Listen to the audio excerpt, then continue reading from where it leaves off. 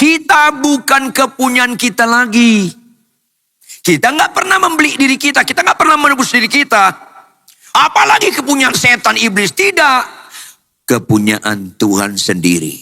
Imamat yang rajani, kepunyaan Allah sendiri untuk melakukan kehendaknya. I wanna thank you, God. I wanna thank you, Lord, for everything I have. Kami tidak meragukan betapa sayangnya Engkau kepada kami, Tuhan. Buktinya ketika kami jahat, ketika kami berdosa, status kami musuh Allah, seteru Allah. Kau karuniakan anakmu yang tunggal, bahkan mau mati di kayu salib untuk kami yang jahat ini, supaya diperdamaikan dengan Allah. Supaya kami menjadi anak-anak Allah. Supaya kami bersama dengan Tuhan. Terlebih lagi kami Tuhan sekarang sudah percaya. Kami tidak ragu bahwa Engkau sangat mengasihi kami. Masalahnya Tuhan, kami seringkali memaknai kasih-Mu dengan menurut kami, bukan menurut Engkau. Tidak ada bapa yang tidak menghajar anak yang dikasihi. Oleh karena itu Tuhan, kami siap dilawati oleh firman Tuhan yang kami ketahui melalui firman-Mu. Berfungsi untuk mengajar, menyatakan kesalahan kami. Supaya diperbaiki kelakuan kami dan dididik kami dalam kebenaran. Karena tidak ada mujizat yang lebih indah dalam hidup ini selain Kau dapatkan kami dalam kebenaran. Karena itu yang berkenan di hadapan Engkau. Bersama-Mu Bapa, baru kami hadapi semua. Roh Kudus, berbicaralah. Supaya kami sungguh-sungguh memaknai iman percaya kami kepada nilai-nilai kekekalan. Bukti kami bersama-Mu ya Bapa. Berbicaralah. Dalam nama Yesus kami memohon semua ini. Haleluya. Semua yang percaya bersama-sama katakan. Tepuk tangan yang keras. Amin, amin, amin. Silakan duduk. Shalom. Shalom. Bapak, Ibu, kalimat ini kelihatannya sederhana. Tapi seringkali secara etika praktis sehari-hari kita nggak melakukannya. Perbedaan signifikan, perbedaan yang sangat beda. Percaya kepada Yesus daripada sesembahan lain, dewa-dewa lain, sesembahan lain, Allah-Allah lain adalah, catat baik-baik, adalah kita hasil ditebus oleh Tuhan Yesus. Ulangi, 1, 2, ya. Kita hasil ditebus oleh, ini tangkap. Konsekuensi logis kita ditebus. Pertama, kita bukan kepunyaan kita lagi. Kita nggak pernah membeli diri kita. Kita nggak pernah menebus diri kita. Apalagi kepunyaan setan iblis. Tidak. Kepunyaan Tuhan sendiri. Imamat yang rajani, kepunyaan Allah sendiri untuk melakukan kehendaknya. Bukan Dia melakukan kehendak kita. Yang setuju tepuk tangan yang keras. Yes, ini penting sekali. Maka bagi orang gak percaya, wajar dilawati firman Tuhan supaya tercapai kerinduan Anda untuk mencapai kerinduan Tuhan. Catat baik-baik. Bagi orang gak percaya, Tuhan mau menjawab pergumulan Anda. Tuhan mau menjawab keinginan Anda. Tetapi supaya Anda mentaati kehendak Dia. Itu bagi orang gak percaya. Bagi orang kanak-kanak rohani, biasanya fokus tetap masih seperti manusia duniawi. Karena tidak proses bertumbuh. Maka bagi yang dewasa rohani, Tuhan gak penting lagi apa yang kuinginkan. Yang penting apa yang kau inginkan untuk kulakukan. Itu tahap mujizat menunjukkan kita berkenan di mata Tuhan. Maka bagian-bagian Alkitab yang kita baca, Biarpun Tuhan menyembuhkan orang lain, melakukan mujizat, itu bagian pemuritan bagi Petrus dan kawan-kawan. Supaya pola mereka percaya kepada Allah, jangan lagi pola hukum Taurat, jangan pola agama Yahudi. Tetapi pola seperti yang Tuhan kehendaki. Mujizat yang utama dalam diri saya dan saudara Bapak Ibu, kita percaya kepada Dia menurut Dia. Itu mujizat utama. Mari kita buka Markus pasal 5 ayat 21 sampai ayat 40. Sampai ayat 42. 43 itu bagian konteks lain lagi. Perlu pelajaran panjang kita ayat 43. Markus pasal 5 ayat 21 sampai ayat 42. Saya ajak kita membacanya bergantian. Dengan fokus kita, cara Tuhan, bukan cara kita. Fokus kita, apa yang disukai Tuhan, bukan apa yang disukai kita. Tetapi kalau ada di antara Anda yang belum percaya di ruangan ini, atau masih bayi rohani atau kanak-kanak rohani, wajar Anda melihat apa yang kita sukai, apa yang kita kagumi. Jadi tetap ada kemungkinan itu terjadi. Jemaat ini bisa dibagi dua, yang mulai dewasa rohani dengan masih bayi rohani. Maka kalau dewasa rohani, fokusnya apa yang dimaksud Tuhan. Kalau masih kanak-kanak rohani, wajar apa yang kita kagumi, yang kita tangkap di sini. Kita bergantian, saya minta tolong kita baca cermat, teliti. Bukan hanya kita perhatikan ayat demi ayat, kita juga perhatikan kalimat demi kalimat, bahkan kata demi kata. Yang sepakat, sekali lagi katakan amin. Saya mulai. Sesudah Yesus menyeberang lagi dengan perahu, orang banyak berbondong-bondong datang lalu mengerumuni Dia, sedang Ia berada di tepi danau. Lanjut.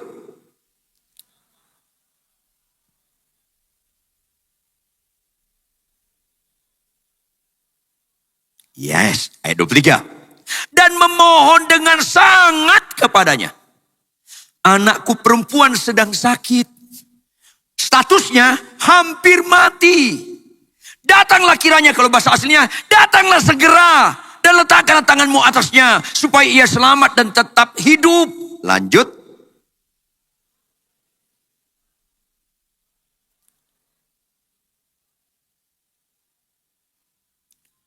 Adalah di situ seorang perempuan yang sudah 12 tahun lamanya menderita pendarahan.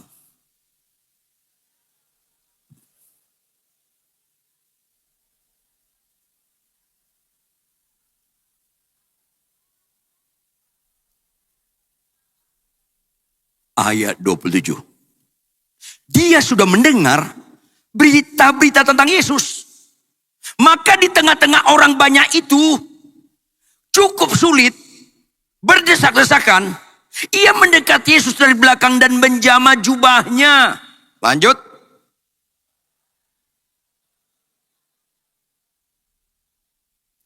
Seketika itu juga berhentilah pendarahannya dan ia merasa bahwa badannya sudah sembuh dari penyakitnya. Ayat 30.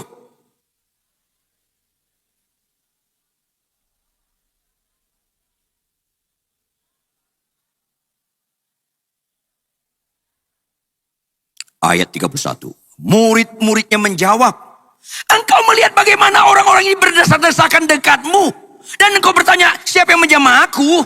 Lanjut.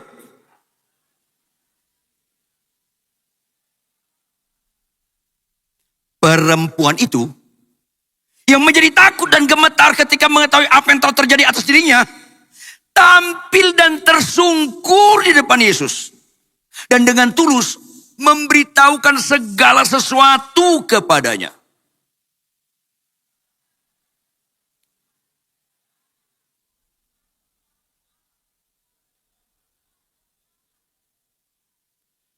Ketika Yesus masih, saya ulangi, masih berbicara, datanglah orang dari keluarga kepala rumah ibadat itu dan berkata, anakmu sudah mati. Apa perlu lagi engkau menyusah-nyusahkan guru?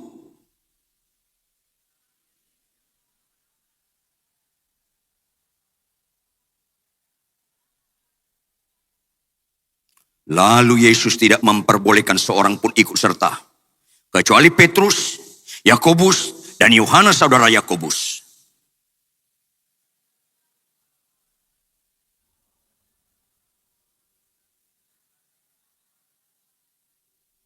Sesudah ia masuk, ia berkata kepada orang-orang itu, "Mengapa kamu ribut dan menangis? Anak ini tidak mati, tetapi tidur."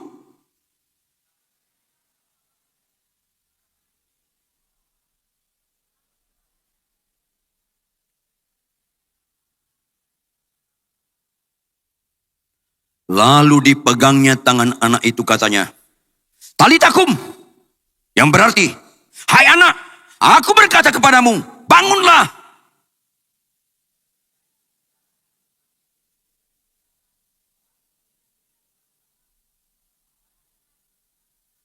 Kalimat terakhir sama-sama baca, 1, 2, ya. Semua orang yang hadir.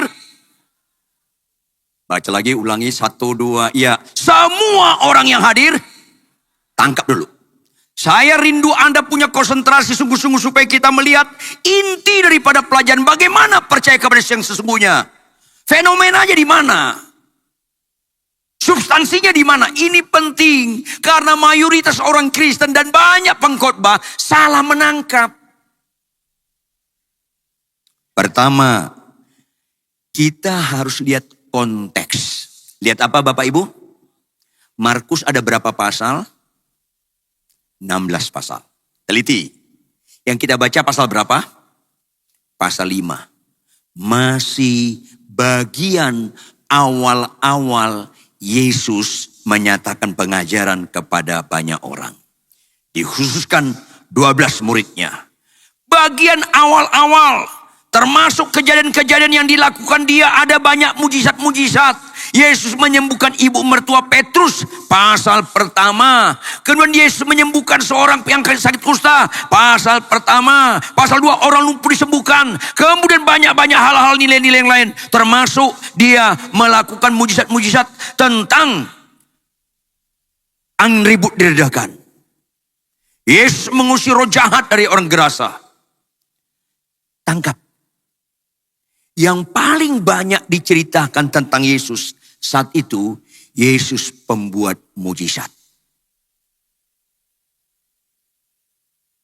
Ini bisa disalah mengerti pengikut Yesus. Yang kedua, ahli Taurat, imam-imam, orang-orang Yahudi kebanyakan mulai menghujat dia. Ini ajaran sesat. Sangat minoritas pengikut Yesus saat itu. Tidak sedikit mencurigai Yesus ajaran sesat. Walaupun tidak sedikit absen, pasif, masa bodoh. Itu situasinya. Rata-rata ahli Taurat, tokoh-tokoh agama Yahudi menyatakan salah nih. Yesus ini salah, ini penyesat nih. Itu konteksnya. Berikutnya. Perhatikan Bapak Ibu. Yesus saat itu menampakkan diri. Jujur jawab. Menampakkan diri sebagai ketuhanan. Mukanya bercahaya, bersinar-sinar. Jalannya ngambang di atas permukaan tanah. Atau Yesus saat itu pemuda biasa. Sederhana, layaknya manusia biasa. Yang bisa lapar, yang bisa capek. Jawab, Yesus saat itu yang pertama atau yang kedua? Yang kedua. Saya ingatkan Anda, salah satu mujizat yang Tuhan karuniakan bagi saya tidak lahir zaman Yesus lahir. Karena kemungkinan saya juga menolak dia Tuhan. Bersyukurlah Anda tidak lahir zaman Yesus lahir. Karena bisa kita juga mendukung dia penyesat. Bisa juga kita teriak, salibkan dia, salib bisa. Saya sangat bersyukur kepada Tuhan. Saya jadi pelayan Tuhan. Bukan zaman Yesus lahir. Mungkin juga saya bilang, ini penghujat ini. Ini dikerasukan iblis ini. Bisa. Sampai limit tertentu. Jangan sampai limit berikutnya. Sampai limit tertentu. Bisa kita berpikir orang-orang itu seperti itu? Tapi anehnya ayat 21. Operator ayat 21. Perhatikan ayat 21. Ayat 21. Sesudah Yesus menyeberang lagi dengan perahu. Konteksnya menyeberang lagi dengan perahu dari mana? Dia meredakan angin ribut. Kemudian dia melakukan banyak mujizat-mujizat. Mengusir roh jahat dan sebagainya. Maka ketika Yesus menyeberang lagi dengan perahu, orang banyak berbondong-bondong datang lalu mengerumuni dia. Mengerumuni dia bukan sebagai Tuhan. Mengerumuni dia karena pembuat mujizat. Mengerumuni dia karena ada hal-hal yang spektakuler di mata manusia akan diperbuat dia. Bukan Tuhan yang menegur dosa dan kejahatan supaya kita hidup dalam kudus dan kebenaran. Bukan itu. Ini penting, maafkan saya Bapak Ibu. Gereja lebih suka khotbah-khotbah mujizat daripada pelaku firman. Gak heran banyak yang terpanggil, sedikit yang terpilih. Gereja suka berkat-berkat melimpah. Janji-janji Tuhan digenapi. Daripada mentaati perintah Tuhan dengan sangkal diri pikul salib. Janji Tuhan baru digenapi. Akhirnya banyak yang terpanggil, sedikit yang terpilih. Marilah Bapak Ibu, lembutkanlah hatimu. Ikutlah bagian yang sedikit, yaitu menangkap pelajaran utama. Dalam perikop ini, supaya kita gak menangkap yang kebanyakan orang tangkap, tapi menangkap yang Tuhan kehendaki tangkap. Yang setuju tepuk tangan yang keras. Yes, ini penting sekali. Terjadi mujizat pertama. Mujizat pertama, perhatikan ya ayat 21. Yesus menyeberang dengan perahu, kemudian dia turun dari perahu, di belakangnya danau Tiberias. Orang banyak, udah banyak berbondong-bondong. Itu banyak lapisan, udah banyak berbondong-bondong. Jamaknya jamak, jumlah yang sangat banyak. Mengurumuni dia. Sedang ia berada di tepi danau. Ini setengah lingkaran mengurumuni dia. Gampang gak menembus berbondong untuk sampai dekat Yesus? Sangat sulit. Lihat ayat 22. Mujizat pertama. Ini penting sekali. Mujizat bagi manusia, anak itu sembuh. Mujizat bagi Tuhan ini. Datanglah seorang, siapa Bapak Ibu? Yang keras.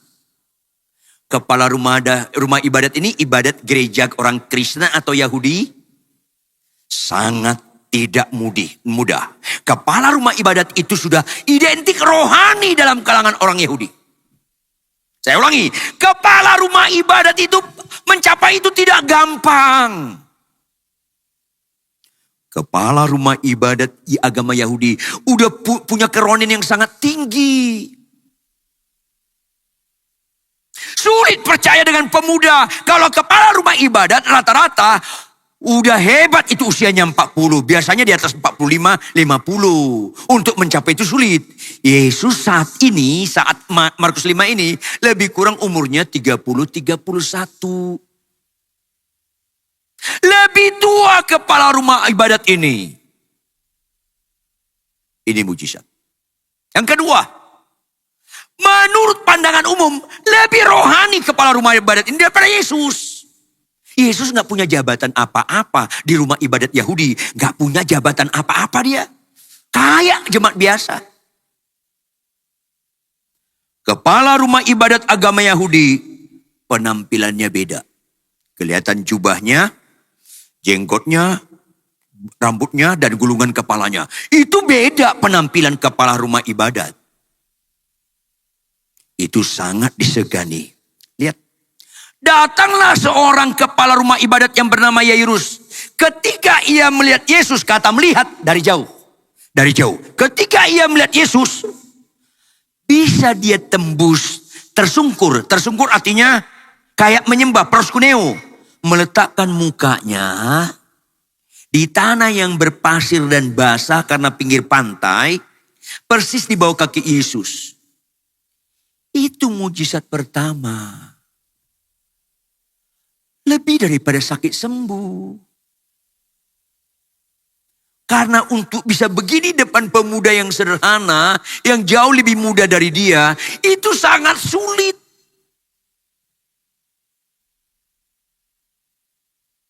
Di hadapan umum, dia lebih rohani daripada Yesus. Siapa Yesus?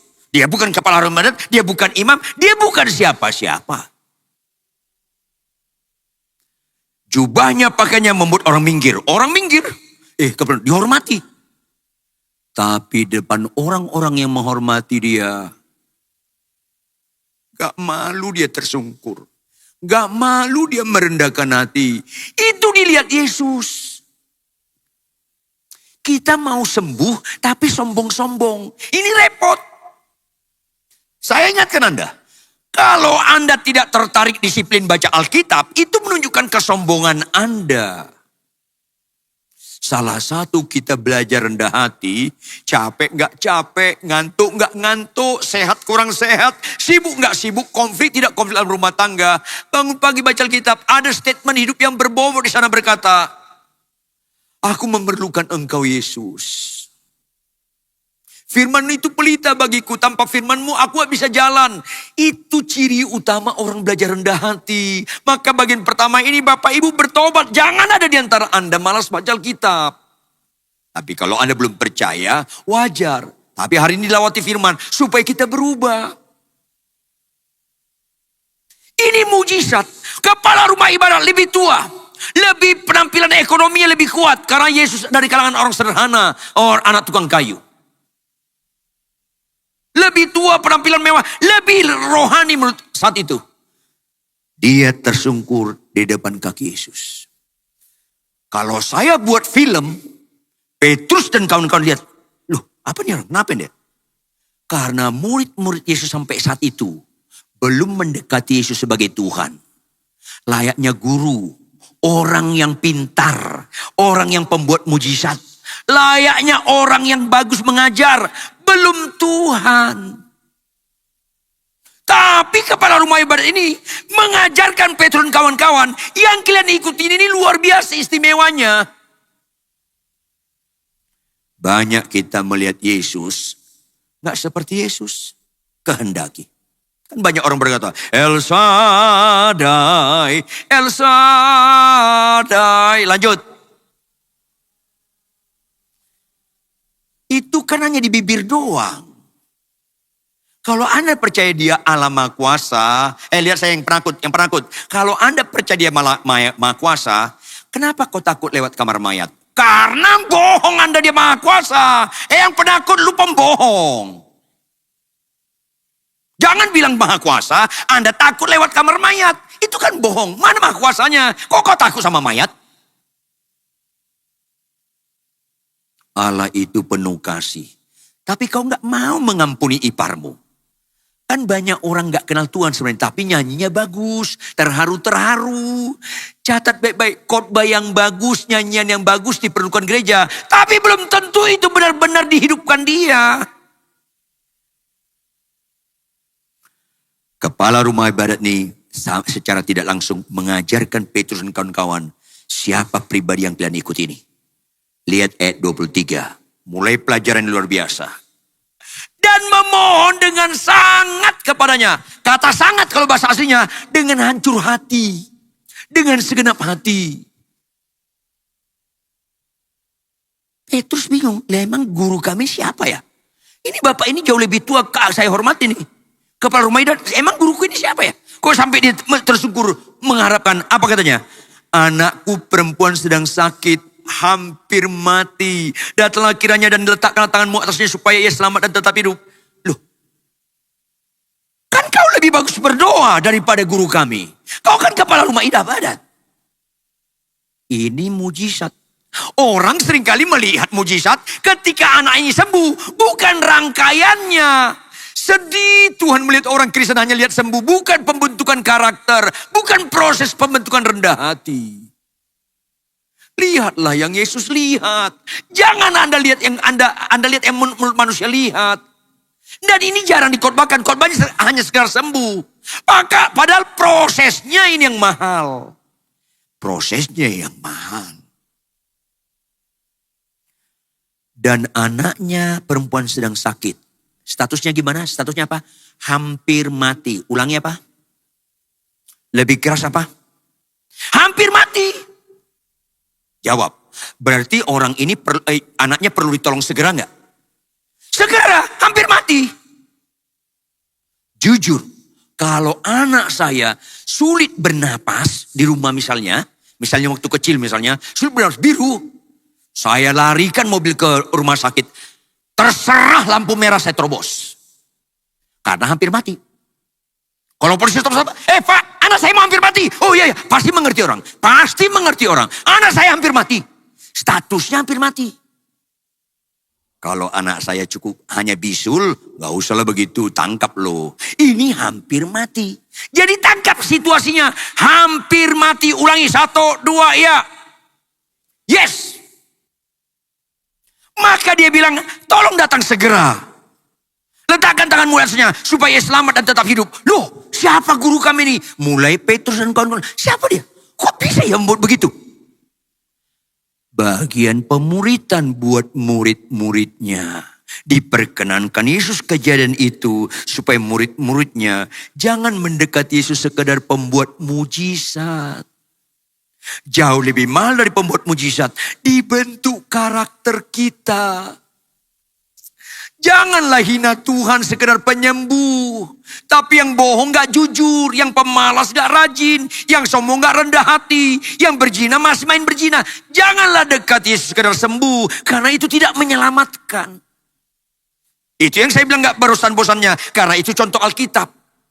10 orang sakit kusta, semuanya percaya Yesus sanggup menyembuhkan mereka. Semuanya percaya. Dan semuanya sembuh. Cuman satu yang selamat. Bagi Anda yang percaya, lama-lama, tahap berikutnya. Anda sedang menghina Tuhan, kagum dia menyembuhkan. Tapi kelakuan Anda gak berubah. Anda sedang menghina Tuhan. Catat bebek. Karena iblis pun bisa menyembuhkan. Perbedaan signifikan. Iblis dengan Yesus bukan di kesembuhan. Yang gak bisa lakukan iblis adalah kita sadar dan bertobat. Gak bisa lakukan iblis itu. Makanya Tuhan tangkap nilai. Jika satu orang saja bertobat, seisi surga bersorak-sorai. Karena bertobat itu jauh lebih mujizat daripada mayat bangkit, lumpuh berjalan, buta celik. Tangkap dong Bapak Ibu. Kok kagum sakit sembuh? Kok gak kagum orang pemarah jadi lemah lembut? Ini penting. Supaya tahap berikutnya kita mendekat dia sebagai Tuhan. Bukan sekedar penyembuh kayak dukun. Bukan sekedar itu. Jangan anti kesembuhan. Tapi kesembuhan itu hanya awal. Berikutnya bukan lagi itu. Ini penting sekali pelajaran-pelajaran seperti ini. Makanya Tuhan gampang menyembuhkan. Ku katakan aja, anak kau pulanglah. Anak kau sudah sembuh. Gampang. Tapi pembentukan yang supaya diikuti murid-muridnya. Bagian dari pemberitaan sedang ditunjukkan Tuhan. Lihat ayat selanjutnya ayat 24.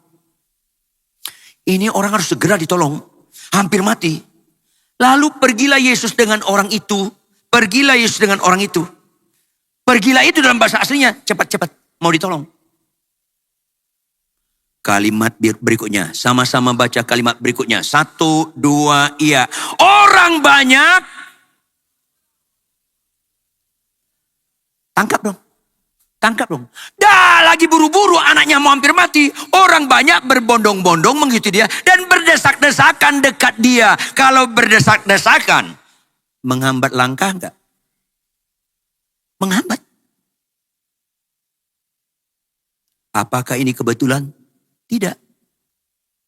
Karena mujizat utama bukan anaknya sembuh. Mujizat utama, kau tetap percaya kepadaku walaupun anakmu mati. Ini yang keren sekali. Ini gak ditangkap banyak pendeta, banyak hamba Tuhan, banyak jemaat. Akhirnya hanya sembuh-sembuh. Padahal sembuh itu gak ada unsur kekekalannya. Saya ulangi, padahal kesembuhan itu gak ada unsur kekekalannya. Kalau sembuh bertobat, baru ada kekekalannya. Karena di bertobat ada kekekalan. Tepuk tangan yang keras. Di bertobat ada kekekalan. Di kesembuhan tidak ada kekekalan. Ini penting. Makanya lama-lama orang sedang menghina Yesus. Kagum menyembuhkan. Tapi gak suka dibongkar dosanya. Karena gak suka bertobat. Akhirnya Yesus seringkali bukan Tuhan. Tapi gak ada ubahnya kayak ponari, dukun, suka kesembuhan doang. Tuhan sedih sekali kalau Anda kagum sama dia sekedar sembuh. Karena engkau menghina dia. Sekedar sembuh. Ini penting. Makanya dia lambat. Ini memerlukan cepat. Dan Bapak ini sebagai kepala rumah ibadat bisa menggunakan jabatan. Hei mikir, pulang semua. Ini aku mau kesana. Bisa. Tapi di proses Tuhan dia gak lakukan. Ini bagian pembentukan. Banyak kita karena kita punya kekuasaan, kita gunakan kekuasaan untuk menyamankan kita. Repot. Kalau ikut Yesus, kita bicara kewajiban bukan bicara hak. Ini kan sulit. Sampai banyak pendeta terkenal. Pak Ridwan, kalau kita pendeta terkenal, kita harus kelas bisnis pesawatnya. Hak. Kenapa yang begini? Minimal kita hotel bintang 5. Kenapa begini? Makanya Bapak Ibu hati-hati. Mayoritas kami pendeta terkenal gak rohani. Catat dong baik-baik. Jangan lihat khotbah doang. Kelakuan rendah hati. Kita bicara melayani bukan bicara kekuasaan. Ini perlu diproses banyak kita ini. Sampai tidak sedikit sekarang hamba-hamba Tuhan terkenal. Ada bodyguard. Ketika masuk di stop orang. Didorong-dorong orang. Dan dinikmati. Pak Yesus gak ada bodyguardnya. Makin mendekati akhir zaman. Makin keliru orang mengikuti Yesus. Ayolah jangan keraskan hati kita.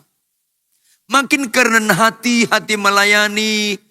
Mulai hilang. Suka berkorban. Mulai hilang sekarang. Gak ada ubahnya kayak artis. Kayak pejabat. Ayolah. Saya pernah mendarat di Juanda. Beberapa kami hamba Tuhan. Terus supirnya bilang, Pak Pariton naik sini. Saya ikutin karena disuruh saya naik. Yang lain saya sana. Saya ikut sampai di satu hotel. Salah satu pendeta marah. Pariton saya gak setuju lagi nih. Loh kenapa? Kok tiba-tiba, kok Bapak naik Alphard saya Avanza? Lain kali ngomong di sana, saya naik Avanza, kau naik Alphard. Saya nggak tahu, saya pokoknya dia suruh saya datang. Kayak gitu jadi masalah, karena bicara hak. Ini banyak sekarang terjadi pada kami Bapak Ibu. Keliru memaknai rohani. Saya yakin kalau Yesus hadir sekarang ini, orangnya sederhana. Tapi kelakuannya mewah, yaitu buah roh. Jangan keliru dalam memaknai Yesus. Memaknai Yesus gak identik dengan harta berlimpah, mewah. Bukan. Apalagi penekanan teologi kemakmuran. Bukan. Ada pendeta telepon gereja yang undang dia. Saya gak mau lagi sama kamu. Kenapa? Masa saya gak kalian jemput? Masa kau sendiri gak jemput?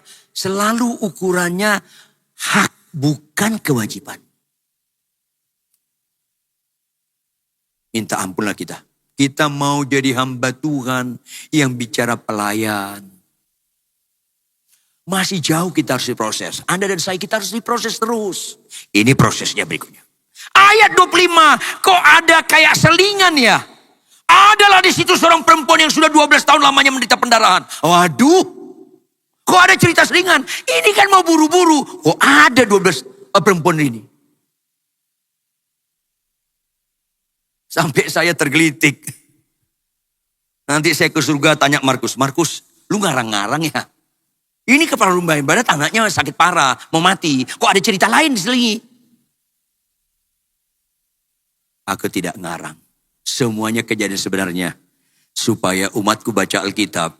Mengerti apa mujizat sesungguhnya bukan sifatnya sementara. Karena sakit sembuh tetap mati lagi. Ini penting. Ayo belajar kita. Berubah. Terjadilah revival kebangunan rohani yang indah. Supaya kita melihat yang Yesus lihat. Lihat ayat selanjutnya. Ayat 26. Telah berulang-ulang dia diobati oleh berbagai tabib. Berulang-ulang artinya bertahun-tahun. 12 tahun dia dibawa keluarganya ke dukun. Ibu perempuan ini dewasa. Kalau bahasa aslinya dia perempuan dewasa. 12 tahun dia pernah pendarahan.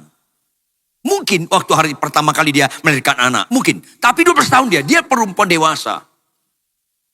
Kedukun habis duitnya. Sembuh enggak. Makin baik pun enggak. Yang terjadi Sehingga telah dihabiskannya semua yang ada padanya. Hartanya pun habiskan semuanya. Untuk beli ke dukun. Berobat-berobat. Namun sama sekali tidak ada faedahnya. Malah sebaliknya keadaannya makin memburuk dan memburuk. Lihat ayat 27.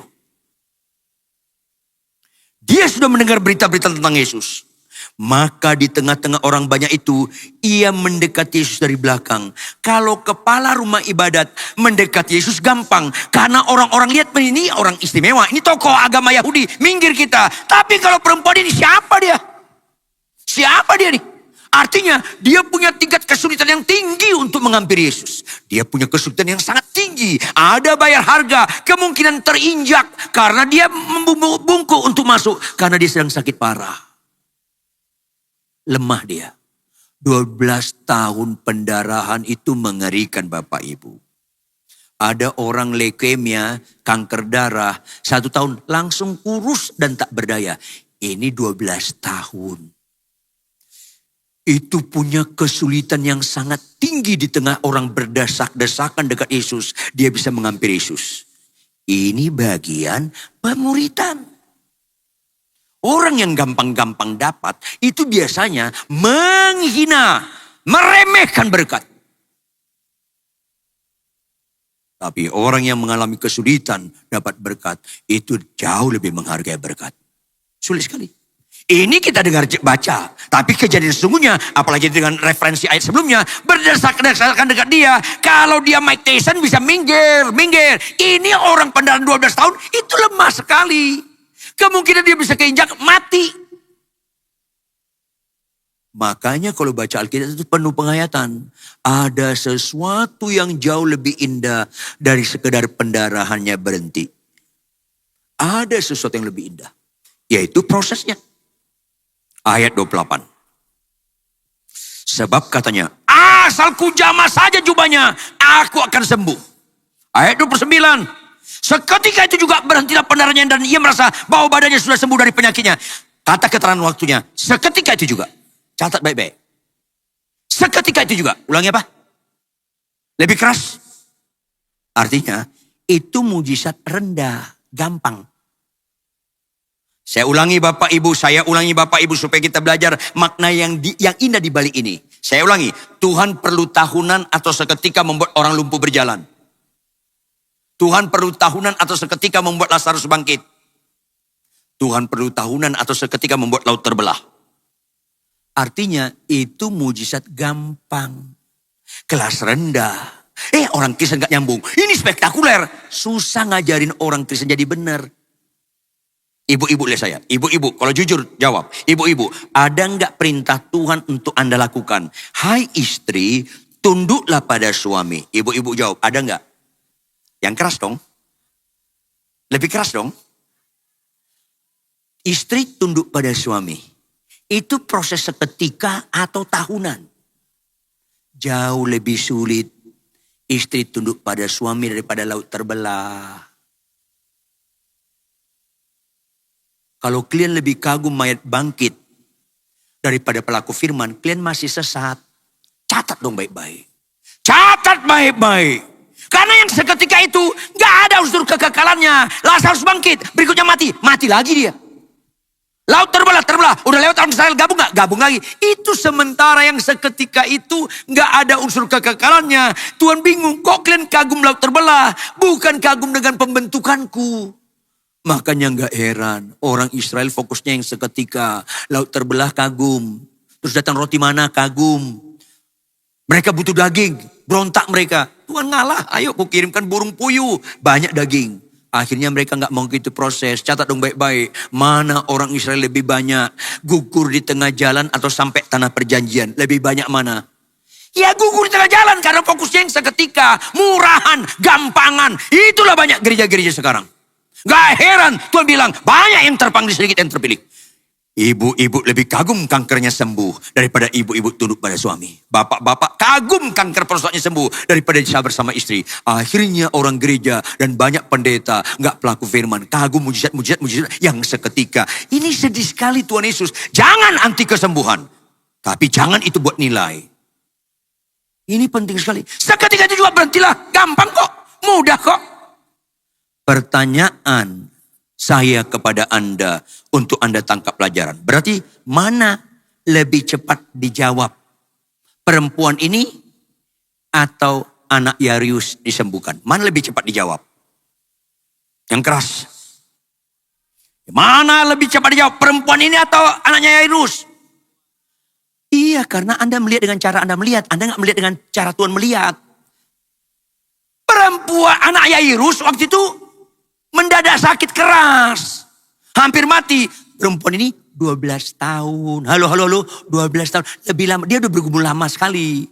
Makanya Bapak Ibu, ada orang menikah 18 tahun gak punya anak. Ada orang menikah 3 tahun gak punya anak. Berdoa, dikabulkan 18 tahun. Yang 3 tahun iri hati. Loh kok gak tahu? Dia 18 tahun. Kita seringkali mikirkan diri sendiri. Bisa saja terjadi pada Yairus. Loh, kok dia dijawab? Orang aku duluan menghampiri engkau. Aku duluan menghampiri engkau. Kenapa dia jawab?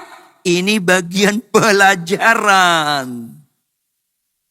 Kau nggak tahu Yairus, kau anak kau baru sakit bulan ini. Dia 12 tahun. Makanya Bapak Ibu, kalau orang lain, adik kita, teman kita, duluan dijawab doanya, bilang aja puji Tuhan engkau adil. Bahwa apa? Semua baik. Semua baik. Apa yang iya semuanya baik. Jangan iri hati. Ini bagian pembelajaran. Gimana Yairus? Kau lihat orang ini pendarahnya sembuh. Apakah yang kau alami? Itu bagian pembentukan. Ini yang gak dikotbahkan seringkali. Lihat ayat 30.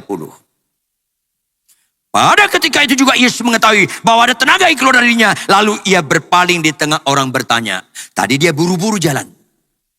Sekarang dia berpaling kepada orang banyak. Berpaling berarti masih jalan atau berhenti? Berhenti. Ya Ustaz, kok berhenti? Anakku mau mati. Bagian pembentukan.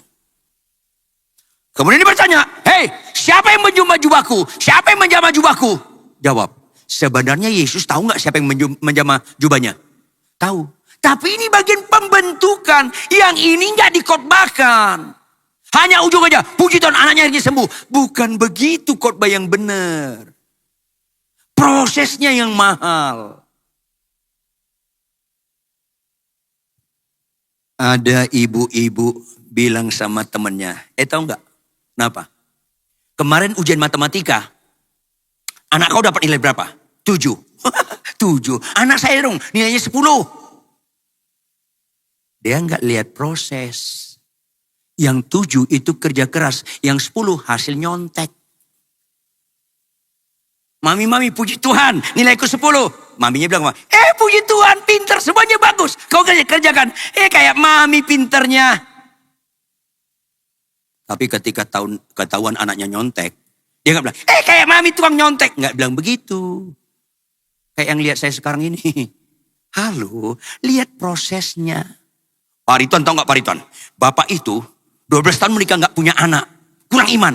Jangan bilang kurang iman. Karena punya anak gak punya anak bukan ukuran iman. Lah dia bergumul gak? Saya dapat anak. Jawab. Saya tanya dia langsung. Jawab. Kau berapa lama menikah baru dapat anak? 3 bulan menikah Pak Pendeta punya anak. Kau cangkok kan? Sebelum menikah kan kau sudah berzina dulu. Makanya jangan hasil lihat. Proses lihat. Puji Tuhan. Bapak itu punya BMW. Dari mana? Korupsi. Mendingan saya punya BMO daripada BMW tapi korupsi. Jadi jangan lihat luarnya. Luar itu seringkali menipu. Ayolah. Orang bisa kita bohongi, Tuhan gak bisa kita bohongi. Yang setuju tepuk tangan yang keras. Yes, ini penting. Supaya kita jangan melihat yang kita lihat, bukan melihat yang Yesus lihat. Orang bisa kita bohongi. Ini penting sekali. Satu kali pendeta terkenal bilang, Pak Rituan puji Tuhan, anak saya bagus khotbahnya. Puji Tuhan. Banyak yang suka. Puji Tuhan. Loh kok Pak Rituan ngomong puji Tuhan? Ya puji Tuhan. Tapi saya tanya kamu. Kamu bapaknya kan? Iya Pak Rituan. Kenapa? Istrimu ibunya kan? Iya Pak Rituan. Kenapa sih Pak? Masih suka dia lawan gak? Masih Pak Rituan. Dia bentak-bentak. Suruh dia dengan khotbah. Karena kebiasaan dia khotbah. Dia simpulkan rohani, jadi makin sulit bertobat. Kalau Anda masih pemarah, pembohong, kasar rumah tangga, jangan khotbah. Karena khotbahmu itu dianggap orang rohani menutupi kemunafikanmu. Ini yang bahaya dan ini banyak. Hati-hati. Sekali lagi, kita melayani Tuhan, jangan bohongi Tuhan.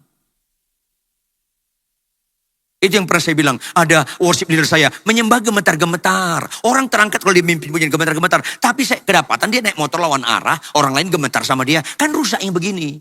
Akhirnya Kristen itu banyak apa? Di ritual, bukan di spiritual. Spiritual itu pelaku. Khotbah ini ritual, belum tentu spiritual. Kalau khotbah saya nggak saya lakukan, ini ritual. Tapi kalau khotbah saya yang saya lakukan dalam kehidupan sehari-hari, itu spiritual. Akhirnya tanpa sadar kita kagum yang ritual, bukan spiritual. Makanya makna yang dibalik yang kelihatan itu. Maka ketika itu juga Yesus mengetahui bahwa ada tenaga yang keluar dari dirinya. Lalu ia berpaling tengah orang banyak. Berhenti dia. Dan bertanya, siapa yang menyamar jumaku? Berhenti. Kepala rumah ibadat, loh kok berhenti anak gue mau mati. Diproses dia. Termasuk Petrus dan kawan-kawan. Ada makna yang paling indah. Bukan aku taat sama kau. Kau yang taat sama aku. Itu pelajaran yang indah. Bukan aku taat sama kau. Tapi kau yang taat sama aku. Bukan caramu kulakukan. Kau ikuti cara aku. Itu supaya kita bertuhankan Yesus dengan benar. Lihat ditambah lagi. Ayat 31. Ayat 31. Ayat 31. Murid pun dia menjawab. Engkau melihat bagaimana orang ini berdesar-desar denganmu. Dan engkau bertanya. Siapa yang menjamah aku? Artinya mustahil kita tahu. Orang banyak. Gak mungkin lah. Apa yang lakukan? Ayat 32. Sama-sama baca ayat 32. 1, 2, ya.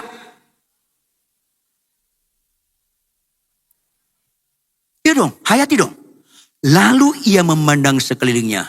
Kalau memandang sekelilingnya, dia lihat muter gak? Muter gak?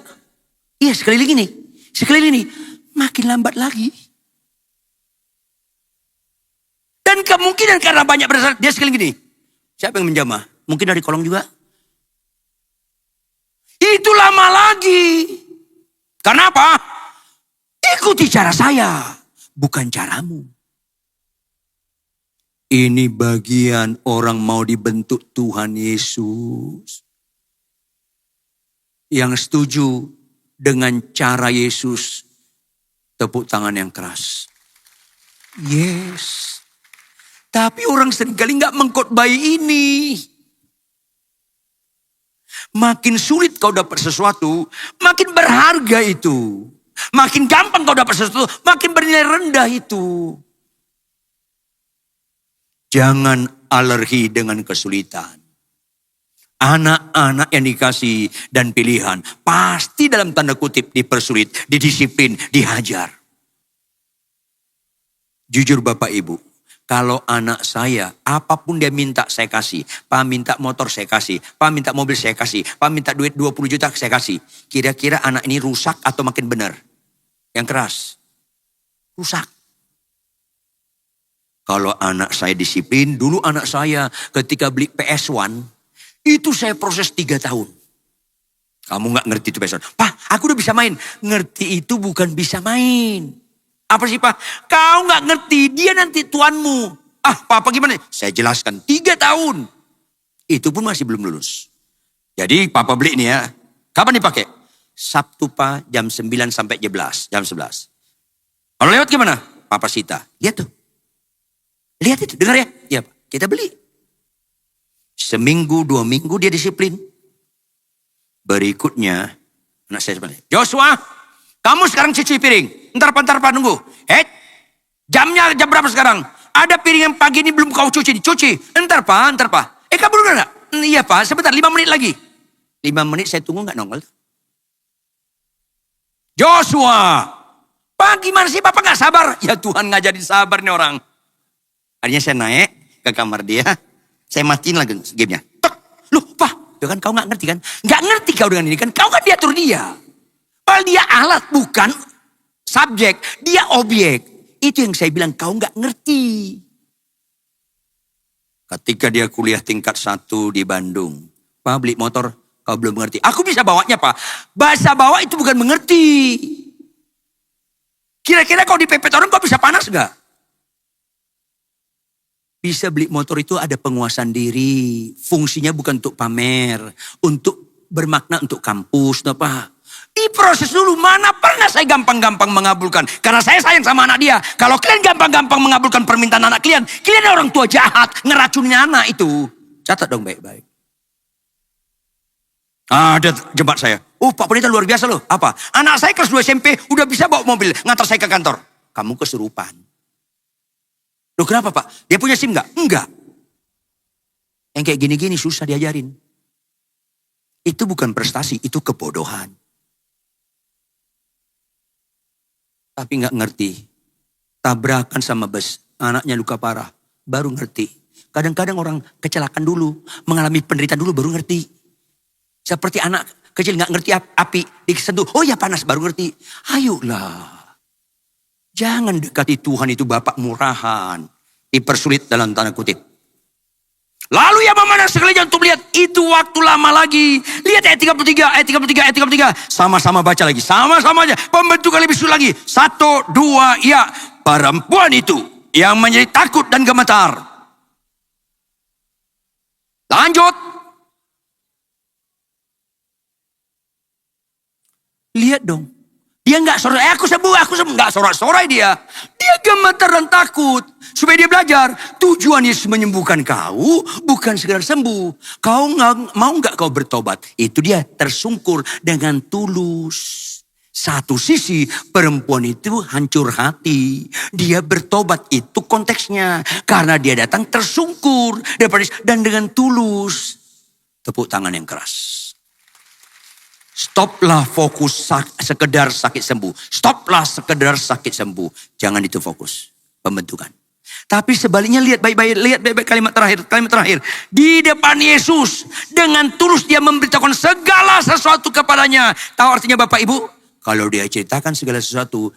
Ceritanya lama. Bagaimana dengan Bapak Yairus? Loh, kok kau dengar anak gua mau mati? Kalau dia cerita segala sesuatu artinya apa? Kalau sekarang 2025 berarti 12 tahun yang lampau 2013. Gini Tuhan, 2013 aku pendarahan. Suamiku bawa aku ke dukun. Dia ceritakan segala sesuatu. Dari tahun 2013, 2014, 2015. Lama. Apa maknanya? Yesus tahu. Lama begini masih percaya gak kau sama aku? Halo, Abraham, kau akan punya keturunan sebanyak bintang di langit, sebanyak pasir lautan. Lanjut, tahun itu hamil gak Sarah? Jawab yang tahu, hamil gak Sarah? Enggak. 5 tahun kemudian hamil gak? Enggak.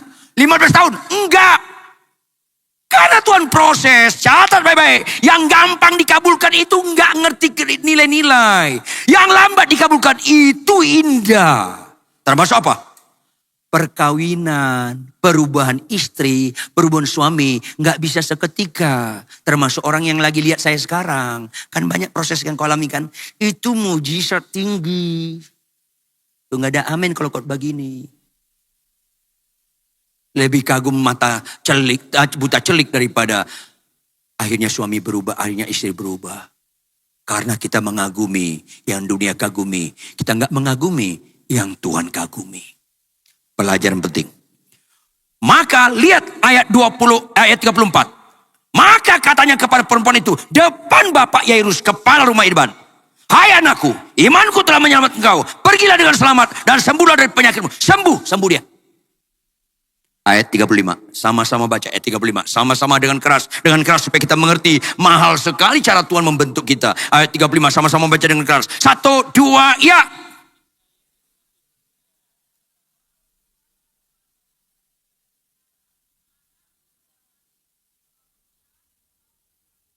Jawab Bapak Ibu, kalau anak mati menderita enggak? Menderita. Lebih menderita lagi.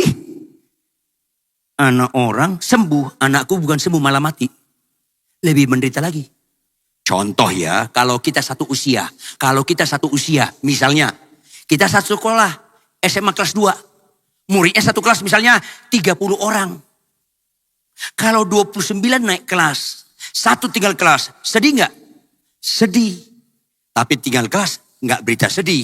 Kalau satu orang naik kelas, 29 tinggal kelas. Seru. Lu tinggal. Ayo mana? Lu tinggal juga. Lu tinggal. Kita tinggal kelas. Seru. Itu konteksnya pembentukan yang mahal. Kalau kita tinggal satu komplek. Kalau kita tinggal satu komplek perumahan.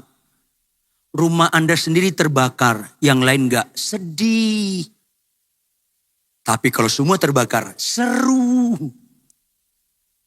Artinya, ini pembentukan mahal. Ini yang gak dikhotbahkan. Mulia sekali Tuhan Yesus membentuk kita yang sulit ini dibentuk. Istri tunduk pada suami, suami sabar sama istri. Itu kan sulit. Lebih gampang lumpuh berjalan laut terbelah. Jangan lagi menghina Tuhan. Dengan sekedar kagum sembuh-sembuh. Tapi gak kagum dengan pembentukan Tuhan. Ini bagian pemuritan. Ketika Yesus masih berbicara, datanglah orang dari keluarga kepala rumah ibadat dan berkata, anakmu sudah mati, apa perlu lagi yang kau menyusukan guru? Bukan Tuhan, guru. Guru sih artinya orang pintar, gak ada ubahnya kayak dukun. Untuk apa kau menyusukan dukun ini? Mereka gak ngerti Yesus Tuhan.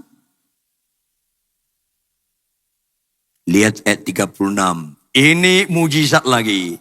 Tetapi Yesus tidak menghiraukan perkataan mereka dan berkata kepada kepala rumah ibadat, jangan takut, percaya saja. Percaya yang luar biasa, percaya yang sederhana, percaya saja.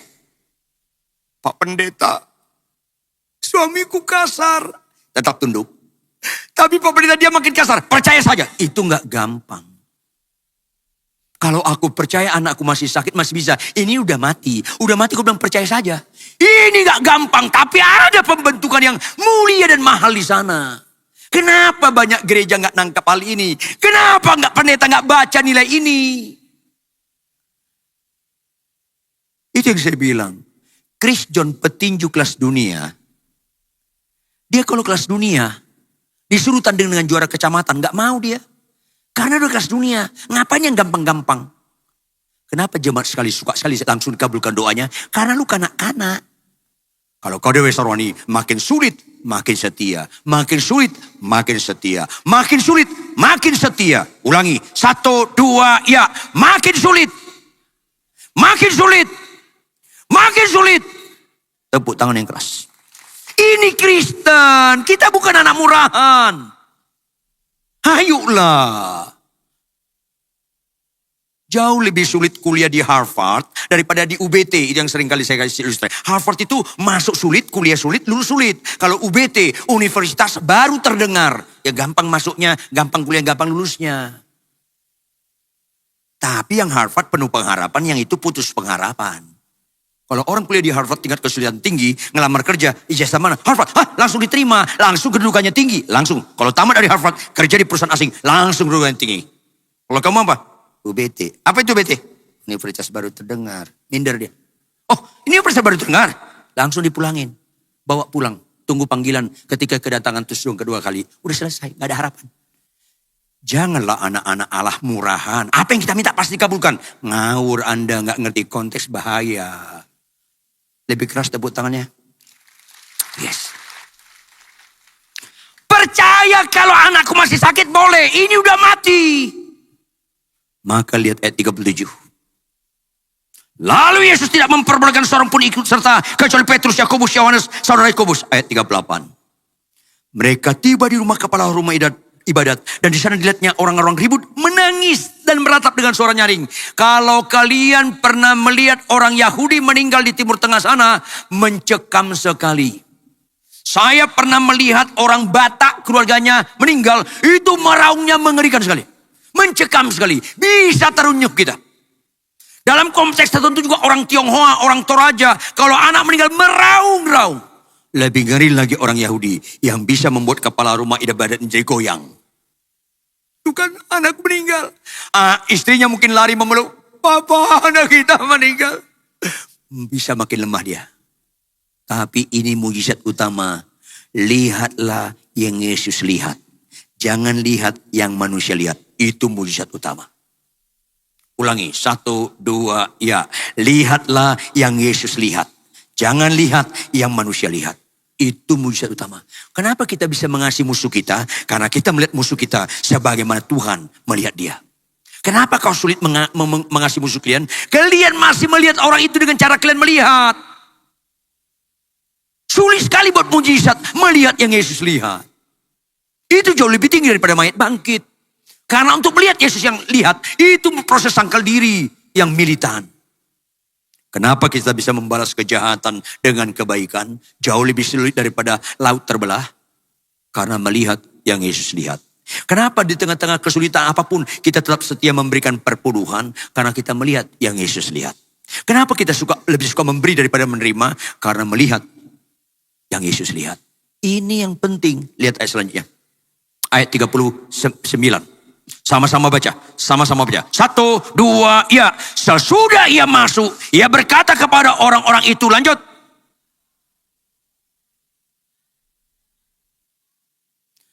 Tetapi tidur ditutup dengan tanda baca apa? Seru. Kalau tanda seru, dia ngebentak. Mengapa kamu dibilang anak tidak mati tetapi tidur? Itu ngebentak. Kalian bacanya kayak tanda tanya. Anak ini tidak mati tetapi tidur. Asa. Salah. Tanda baca juga harus dihayati. Supaya belajar. Kalian melihat anak ini mati. Aku melihat hidup. Ini yang keren. Melihat yang Yesus lihat. 1, 2, ya. Kenapa kita setia kepada istri kita? Sekalipun dia cerewet. Karena kita melihat istri kita. Sebagaimana Tuhan melihat istri kita. Itu mujizat lebih daripada lumpuh berjalan. Stoplah yang dikagumi dunia. Kenapa istri tetap tunduk pada suami? Sekalipun suami kasar. Karena melihat suami. Sebagaimana Tuhan menghendaki kau melihat dia. Itu yang keren. Lo orang bilang anak ini udah mati kok. Enggak, dia tidur. Apa respon ayat 40? Ayat 40. Tadi mereka nangis meraung-raung, nyaring, teriak, sedih. Sekarang berlawanan. Tetapi mereka menertawakan dia. Bisa orang nangis terseduh-seduh, hancur hati, tertawa. Kenapa? Aneh Yesus ini. Memang ikut Yesus itu gak lazim. Kalau sabar dianggap dunia kebodohan. Kalau suka memberi, dianggap dunia itu kebodohan. Kalau mengampuni tidak menyimpan kesalahan orang lain, dianggap kebodohan. Dianggap Yesus itu bodoh. Mereka menertawakan dia. Orang dia mati, kau bilang dia hidup. Gimana sih kau tidur? Enggak, ini mati. Bodoh loh. Itu kira-kira. Maka Bapak Ibu catat dong baik-baik. Supaya Anda jangan kecewa ikut Yesus. Lebih banyak dunia ini, termasuk orang gereja, menganggap kebodohan pelaku firman. Menganggap kebodohan tunduk pada suami walaupun suami belum berubah. Menganggap kebodohan tetap mengasihi istri walaupun istri tetap cerewet. Menganggap kebodohan membalas kejahatan dengan kebaikan. Makanya gak banyak hamba Tuhan, gak banyak orang Kristen melakukan ini. Lihatlah yang Yesus lihat. Lanjut. Lalu dipegangnya tangan anak itu, katanya, talitakum, yang berarti, hai anak, aku berkata kepadamu, bangunlah. Ayat 42. Sama-sama baca. 1, 2, ya. Seketika itu juga.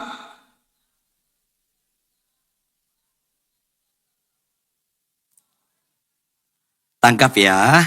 Pendarahan ibu tadi seketika itu juga. Anak ini bangkit seketika. Artinya jangan ini yang utama. Prosesnya yang gak seketika yang utama. Ini seringkali gak ditangkap orang Kristen.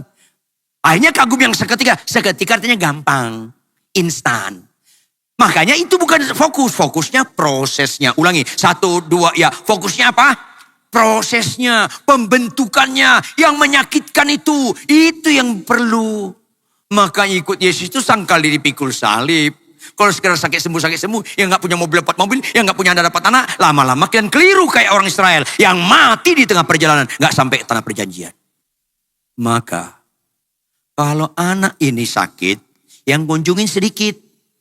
Kalau anak ini meninggal, banyak yang kunjungi supaya momentum Tuhan mengajar mereka siapa diri dia. Supaya momentum Yesus menyatakan Injil yang benar kepada banyak orang. Lebih bagus anakmu mati supaya banyak yang datang dan mereka mengenal siapa juru selamat datang ke dunia. Itulah Tuhan kehendaki kepada Petrus dan kawan-kawan. Juga kepada Bapak, Ibu, Saudara kita sekalian. Tepuk tangan yang keras. Maka penutup. Apakah pelajaran ini sekedar pengetahuan? Tidak. Tidak boleh. Itu kejahatan. Kalau sekedar pengetahuan, kejahatan. Pelajaran ini supaya kita lakukan. Katakan amin. Loh, bisa enggak Pak Ridwan kami lakukan? Enggak mungkin firman Tuhan ditulis, disampaikan yang enggak bisa kita lakukan. Satu kali ada orang negro di pinggiran kota New York, daerah kumuh. Dia lihat tukang balon gas. Ada warna putih, hitam, merah, hijau, kuning, orange dan sebagainya. Dia nggak punya duit. Dia lihat. Sedang dia lihat walaupun dia nggak punya. Tukang balon lihat. Dengan tenangnya tukang balon ambil gunting. Potong benang balon warna putih. Tung, terbang. Dia lihat, ya sayang sekali. Dengan dinginnya tukang balon, potong benang balon warna hijau, terbang. Kuning, terbang. Orange, terbang. Merah, terbang. Tinggal balon hitam. Apa karena anak ini negro? Nggak dipotong. Lantas dia bilang, Om, balon yang hitam kenapa nggak dipotong? Nggak bisa terbang ya Om. Dengan keterbatasan anak ini masih kecil. Nggak bisa terbang ya Om. Terus tukang balon ini potong. Terbang. Terus bapak tukang balon ini berdiri. Pegang kepala anak ini. Nah, balon itu bisa terbang bukan karena warna. Loh kenapa? Karena ada gas di dalamnya. Ulangi, karena apa? Yang keras karena apa?